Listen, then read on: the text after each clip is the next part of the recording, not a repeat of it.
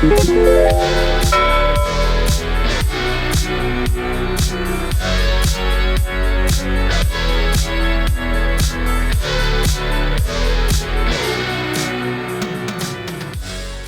2020 SE Quadangle STR1 Stu Thompson replica, number 240 out of only 300 that were made.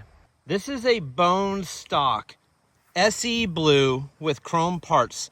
The only difference on this bike are the grips. I have the original. Previous owners swapped them out.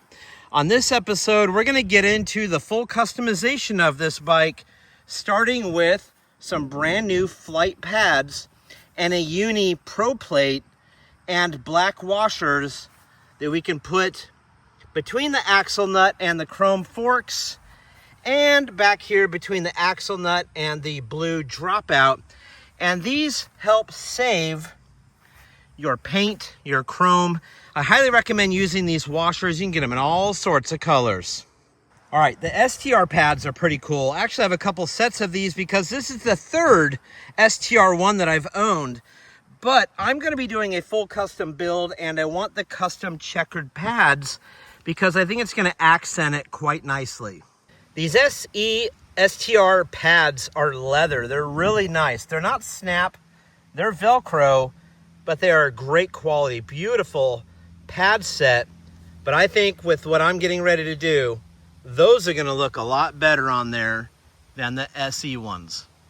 And with the pads removed, you can see the really nice SE Stu Thompson 1 1/8 threadless stem with the SE printed on the side.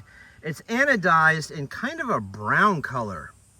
That brown is also carried over to the seat post clamp and kind of the headset, but it's a different shade of brown. It's not quite the same. You can see it there, it's a little brighter in color than the stem.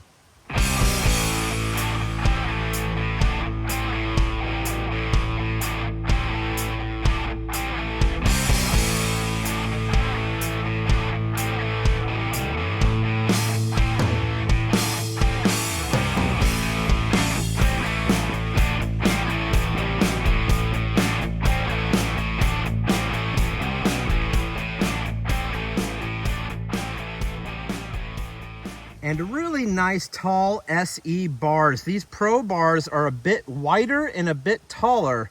Highly recommend using these on your SE bike if you have one. They're very comfortable for us bigger riders on these smaller bikes. All right, there's a real nice look at adding some brown and removing a bit of that black, and it all has a purpose and a reason. That's why I wanted pads with a bit more brown in them. We are going to be adding more black to this bike, but it needs to have balance.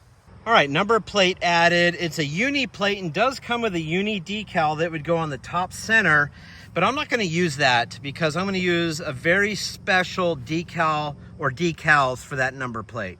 Okay, you can see the stock washer beneath the axle nut between the frame dropout and the axle nuts. Just a standard little silver one. It's not doing a whole lot. We're going to pull that off and put on the pork chop one.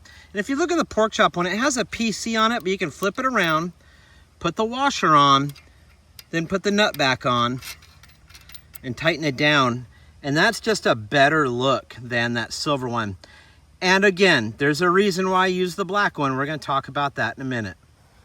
Also, Sean, how is that standing up like that? Well, when you're out in the yard, use a stick stand, not a kickstand. Kickstands suck, but look at that.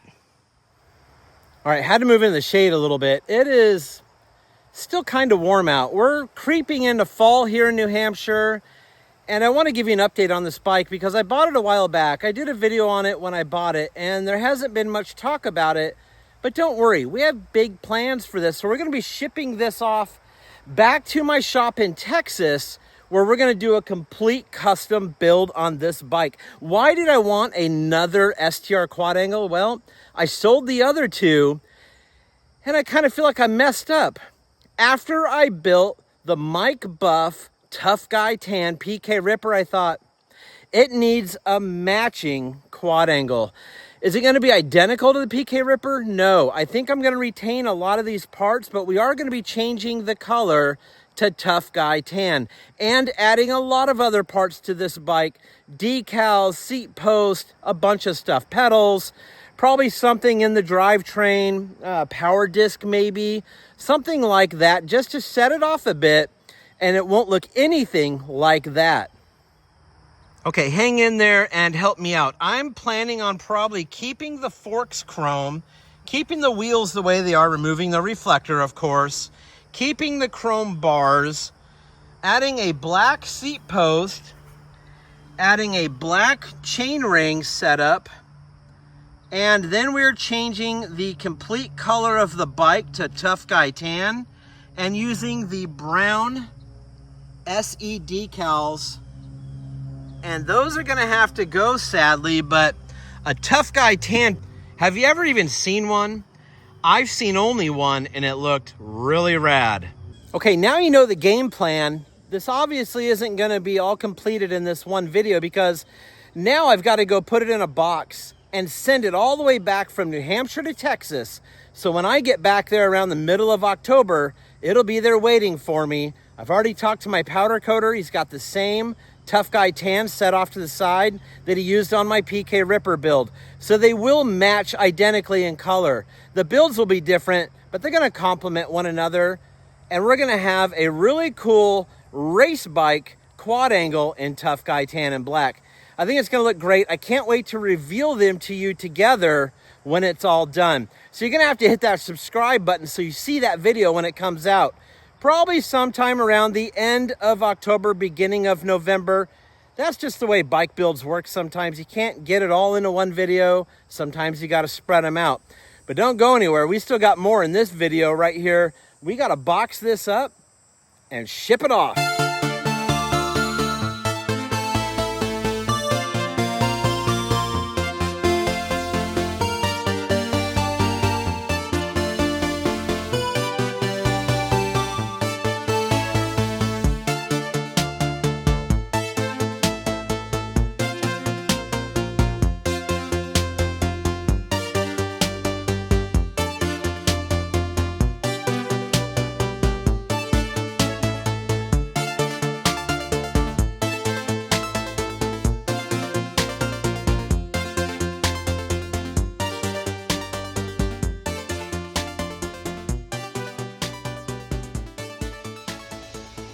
Okay, there you have it. The box is all packed up and gonna be heading out to my house in Texas. By the time you're watching this, I will be in Tulsa, Oklahoma. I leave tomorrow. Why am I going there? Well, the BMX Hall of Fame, that's why. This will be my third year in a row going to the BMX Hall of Fame, and every year it gets a little bit better. I actually didn't plan on going this year, but Craig Turner called me and said, hey, I need you to go. If you don't know already, Craig has asked me to film a documentary about GT and another one about the evolution of the GT performer. So we're going to be doing some interviews. Hollywood Mike Miranda, Eddie Fiola, Brian Skura, and more. So you're going to want to pay attention, hit that subscribe button, follow along, because this is going to be an epic journey. This is going to be an epic weekend, and I want to share it with you. So make sure you've subscribed. Also, if you want some merch, RADBMXbuilds.com. If you want a GT RADBMX collaboration frame set, GT1972.com. I'm still in New Hampshire. I'm not going to be here much longer. I should be back to my shop in Texas around the middle of October, and I can't wait because, man, we've got some epic builds coming. It's going to shake everything up, and it's going to be pretty amazing. I'm looking forward to it. I haven't been building as much as I want, but look where I'm at. I don't have a shop here. I tried. I think it's time to throw in the towel. Maybe next year we'll get a little more lucky, but I appreciate you guys hanging in there and following me along on this journey. I got to go in, edit this video. Then I got to go film a podcast at the library so I can get that out. If you're not listening to the podcast or watching the podcast videos, why not? Let me know what I got to do different to get you to do that. because I'd really like you to give me your feedback. I really enjoy making the podcasts. They're a lot of fun.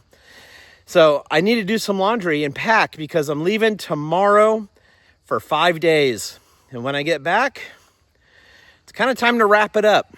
So I hope you enjoyed the videos. I hope you've been enjoying my journey here in the middle of New Hampshire without a house. But it's been a good time seeing my wife's family, hanging out. I've been doing some content for you, and you know what? It's all coming to an end. Back to Texas, where we can get busy in the shop, back at it.